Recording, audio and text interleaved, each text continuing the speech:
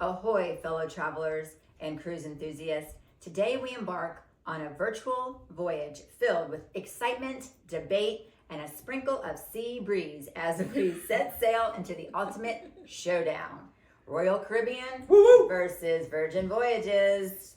I'm Tina Gale, and your cruise captain for this debate. And alongside me are three intrepid travel agents ready to navigate the treacherous waters of opinions. So buckle up, because this debate is going to be smoother than the seas on a calm Caribbean day, and more electrifying than the disco nights on a Virgin Voyages ship. Joining me today and representing Royal Caribbean are Beth and Darren Creaky. Royal to loyal, loyal to royal. With Seize the Day travel with the Creakies. And representing Virgin Voyages is Charmel Thomas with Charmel's Travels. Oh boy. Oh boy. Okay, are you ready? We're ready. Ready. Let the battle of the high seas begin. Cruising is popular right now, so let's dive in to a hot topic on everyone's radar. Cruise experiences can vary in terms of atmosphere and target audience. So who is the target demographic for each cruise line, and how does the overall atmosphere on board cater to the preferences of the different travelers? Darren and Beth? Go ahead. Well, so Royal is very family oriented. I know she's going to hold that sign up. I knew she was going to do that. But there's a lot of family themed things to do. Don't get me wrong. It doesn't mean it's just for families, but it is very family friendly.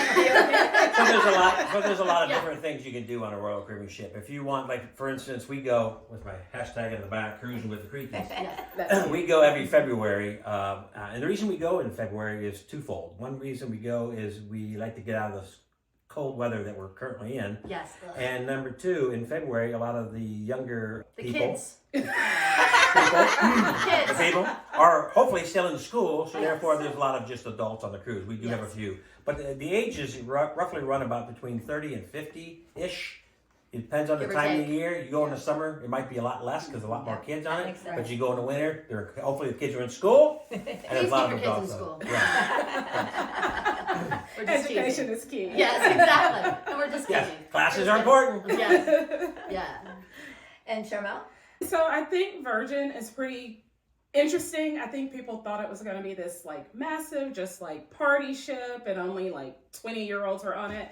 But I Googled. Google is our friend. But the average age is actually 47. Oh, so wow. it's a really good range. Adults just get along with different adults really, really well. What I mean, you saying? You play well together? Is that what you're saying? Yeah. Okay. So yeah, it's very interesting. But I will say that I don't know that it's necessarily target, but they also make it a little bit more open and accessible for solo travelers, which is really good. There are cabins on the ship that are specifically geared to I'm traveling alone, and this is space for one person. So that's hard to find, in a lot of travel, not just cruise. But 100%. Well, Royal Caribbean is developing that. They're starting to know that there are Solo travelers, cruisers. But it is, and so, it's not full in like you guys got. So, Yeah. Okay. So you might win that one. She's going to give you that. I mean, I'm just saying. Well, I think we're going to win this next part. Yeah, we got this.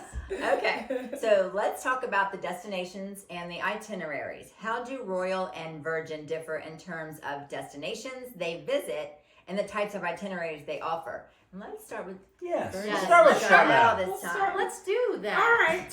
So you think that you just go all kinds of places that we can't, and there are places, but remember that Virgin is actually a pretty new cruise line, opened up, I think in like 2020, 2021, so very recent, still building and growing, so we are going to put the gas pedal on and catch you. Yeah. But they're actually opening up over 20 itineraries now through 2025. Oh, good. I've seen some exciting places on there. The one that sticks in my mind is Reykjavik in Iceland, because I've been there on a land tour and I love that place. Oh, wow. So it's not. I know. Right now it is.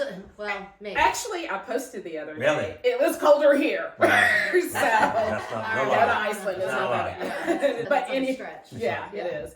But it is different places, and I can say, most of them will cruise out of Miami, but there's also European tours. I'm taking my first starting in Europe Virgin Cruise this summer, but I've actually done a transatlantic as well. So we're spreading out, Nice. and we're growing. That's Yeah. perfect. So just watch out. Yeah. Catch us. Hold that sign up. I get you. All right, about Royal. So Royal, we've been cruising since November 1970. So Wow. we're a little bit older than you all. And we go over 60 countries, which I think is kind of incredible. That is incredible. We have 2 islands, one in the Bahamas and one in Haiti. So both of those are pretty incredible. What am I missing? Different itineraries. There are itineraries all around the world, obviously 60 countries. So the most known one for all of us, because it's cold, is the Caribbean. Yeah. But they also have cruises that go from California, Hawaii, down to Australia. They have some in Asia. They have some in Europe, Alaska. Northern Europe, They do Alaska Alaska. cruises. Okay. Yeah. So it really they have Everything. 26 ships, so they're all over the world. Right. And It's one not day- just Caribbean. I know a lot of people just think that because we're called Royal Caribbean. Well, we aren't, but we are. Go ahead, claim it. Claim it. We're developed.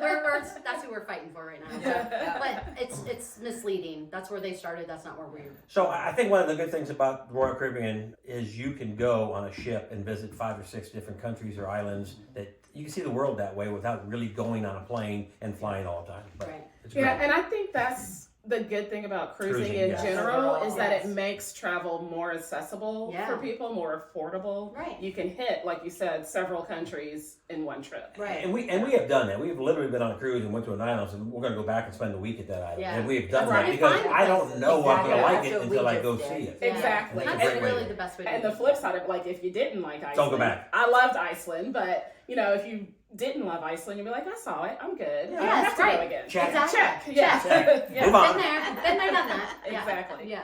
Perfect. Yeah. All right. Well, I want to thank all of you for being here as we charted the course through the ship target audience and atmosphere and itinerary and destination. And you can find me at yes2travels.com or on social media under Tina Gale. As our virtual cruise comes to an end, it's time to dock our arguments and see which cruise line has weathered the storm of opinions. Whether you're a thrill seeker looking for the royal treatment or a free spirit yearning for the virgin experience, remember that sea is vast, and so are the choices in the cruise world. We've chartered the course through the ship, atmosphere, and itinerary. So we ask that you cast your anchor in the comments below and let us know which cruise line you would set sail with. And may your journeys be filled with smooth seas, sunny skies, and the adventure of a lifetime. Until next time, fair winds and following seas, fellow cruisers. Bye. Thank you. Bye.